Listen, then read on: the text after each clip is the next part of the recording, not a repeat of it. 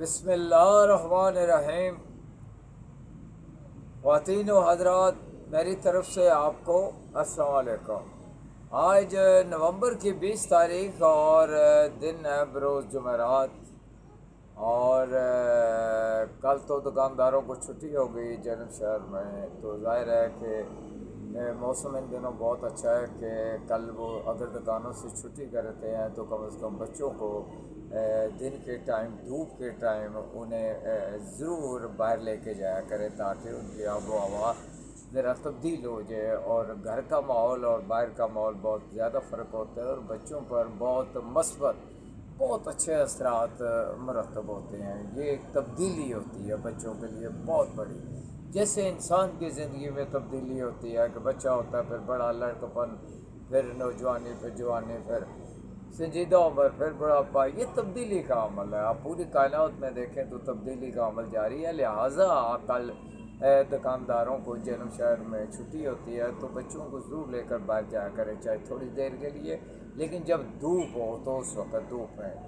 تو چونکہ ہماری پاکستانی قوم جو ہے وہ بہت عظیم قوم ہے، بہت پیاری قوم ہے، بہت گریٹ قوم ہے ہماری پاکستانی۔ آپ دیکھیں نا، پاکستانی بہترین قوم اس لیے ہے کہ جب 14 اگست آتا ہے تو سچے پاکستانی بن جاتے ہیں، اگر رمضان آئے تو پکے مسلمان بن جاتے ہیں، جنگ کے حالات ہوں تو فوجی بن جاتے ہیں، اگر کھیل کا کوئی ٹورنامنٹ ہو رہا ہو تو پوری قوم کھلاڑی بن جاتی ہے، الیکشن ہو تو پوری قوم سیاستدان بن جاتی ہے، اور اگر احتساب شروع ہو جائے تو سارے تقریباً نیب زدہ ہو جاتے ہیں، بجٹ آئے تو پوری قوم اکانومسٹ ہو جاتی ہے، خبر آئے تو سب تجزیہ نگار بڑے بڑے تبصرے کرتے ہیں، سب تبصرے نگار بن جاتے ہیں، اگر کوئی بلڈنگ دیکھیں تو سب انجینئر بن جاتے ہیں،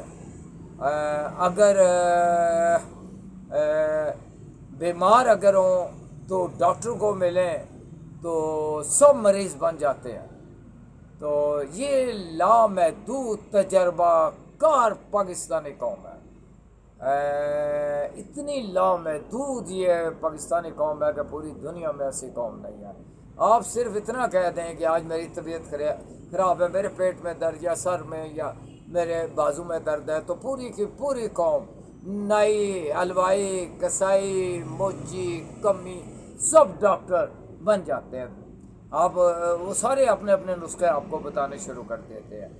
تو یہ عجیب طرح کی پاکستانی قوم ہے۔ آپ دیکھ لیں کہ سعودی عرب اور سعودی قوم اور یہودی قوم ایک ہو رہے ہیں، اور ہم پاکستانی قوم الحمدللہ مسلمان ابھی تک شیعہ سنی کے جھگڑوں سے باہر نہیں نکلے، الجھے ہوئے ہیں، شیعہ سنی کے جھگڑوں میں الجھے ہوئے ہیں۔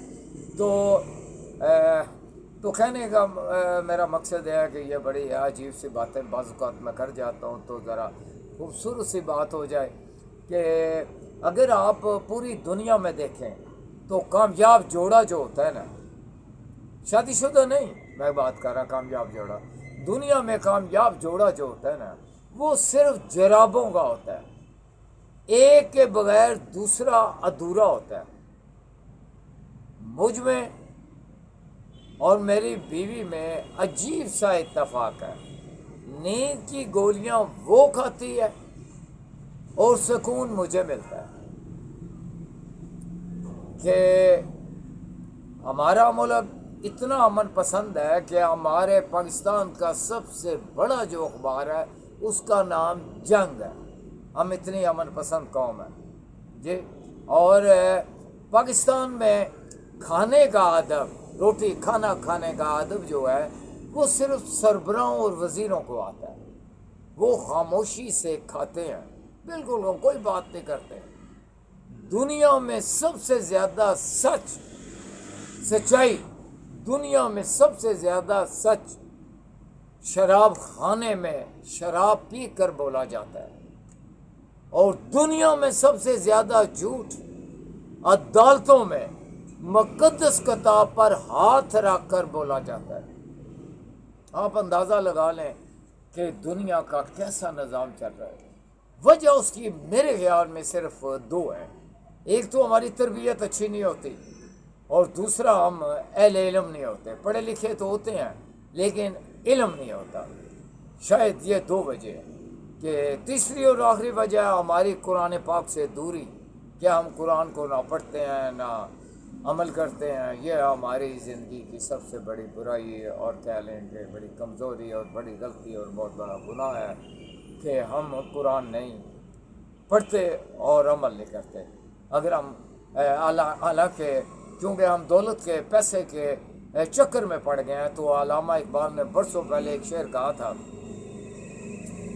جانتا ہوں میں یہ امت حاملے قرآن نہیں، جانتا ہوں میں یہ امت حاملے قرآن نہیں، ہے وہی سرمایہ داری بندہ مومن کا دین.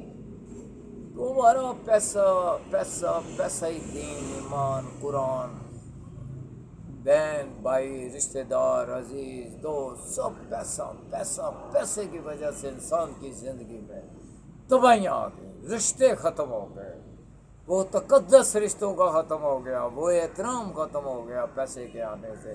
اور ہم اتنے تکبر، اور پوری دنیا میں پاکستانی قوم ہے جس کے پاس پیسہ آ جائے یہ اتراتے پھرتے ہیں. دولت، تکبر، آکڑ، غرور اتنا پاکستانیوں میں آ جاتا ہے یہ پیسے کی وجہ سے. کاش وہ یہ پڑھ لیں کہ جن کے پاس جتنی زیادہ دولت تھی، آپ تاریخ پڑھ لیں تو وہی ذیت ناک موتوں سے وہ مرے ہیں. چاہے یزید ہے، فرعون ہے، نمرود ہے، قارون ہے، عبداللہ بن ابی ہے، ابو جہل ہے، ابو سفیان ہے، کوئی بھی آپ دنیا میں دیکھ لیں، ڈکٹیٹر دیکھ لیں، ہلاکو خان، چنگیز خان، بڑا بڑا دولت مند. پاکستان میں دیکھ لیں کہ جتنی دولت تھی وہ کدھر گئے ہیں. بے نظیر کے پاس بڑی دولت تھی، لیاقت باغ میں ٹھپ گولی مار کر قتل کر دیا گیا. یہ کہتے ہیں شہید کر دیا گیا. چلو جس کو چاہیں آپ شہید کہہ لیں، حالانکہ وہ سیاسی تقریر کر رہی ہے، گولی کسی نے ماری ہے تو وہ شہید ہو گئی ہے. شہید ہوتا ہے، آپ میدان جنگ میں جائیں تو وہاں جا کے شہادت نوش کریں، آپ نیت کر کے جاتے ہیں. تو کہنے کا مقصد یہ ہے کہ کتنی دولت تھی اس کے پاس. ضیاء الحق کے پاس کتنی دولت تھی، جنرل مشرف کے پاس کتنے آن بان شان دولت، اور کیا کیا نہیں تھا اس کے پاس.